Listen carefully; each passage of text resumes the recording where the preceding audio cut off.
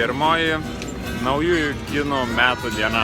Šiandien sausio 28 ir švenčia kinai savo naujuosius metus.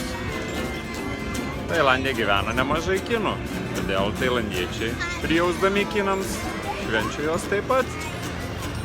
Jų naujai metai balandžio 13, bet ši diena jiems irgi svarbi, todėl šią dieną, dabar šeštadienis, daug vietinių gyventojų atvyksta kinų naująją dieną.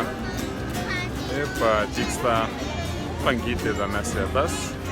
Mes dabar esam prie Kvai upės tilto, kuris buvo pastatytas Antro pasaulinio karo metais, kad japonai galėtų į savo karinę bazę Birmoje gabenti amuniciją, ginklus.